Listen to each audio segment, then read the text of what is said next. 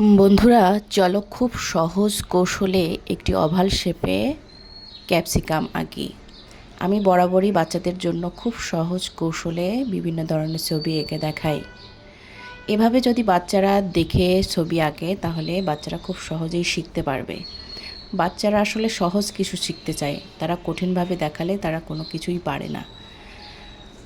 প্রথমে আমি একটি ওভাল শেপ করে নিয়েছি, তারপরে ওভাল শেপের দুই প্রান্তে বাঁকা করে ওই ওভাল শেপেরই ধারাবাহিক মতো করে দুইটা দাগ দিয়ে নিয়েছি।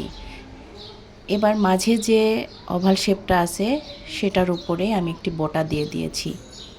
বোটা দেওয়ার পরে ক্যাপসিকামের যে পিছনের অংশটা সেটা দুটি দাগে বিভক্ত করেছি।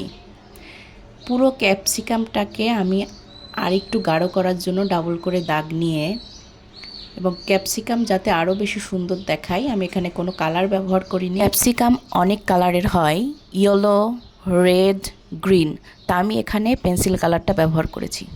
তোমরা চাইলে তোমাদের ইচ্ছা মতো কালার ব্যবহার করতে পারো। এখানে ক্যাপসিকামটাকে আরও বেশি আকর্ষণীয় করার জন্য আমি একটি পদ্ধতি অবলম্বন করেছি। সেই পদ্ধতিটা হচ্ছে পেন্সিলের মাথায় যে অংশটা থাকে সে অংশটা আমি টিস্যু পেপারের সাথে ডলে নিয়ে তারপর সেই টিস্যু পেপারটা পুরো ক্যাপসিকামটাতে সুন্দর করে আস্তে আস্তে ঘষে দিয়েছি যেন কালারটা চোখে পড়ে এবং দৃষ্টিনন্দন হয়। পেন্সিলে আঁকা এই ক্যাপসিকামটা দেখতে কেমন হয়েছে কমেন্ট করে জানাও।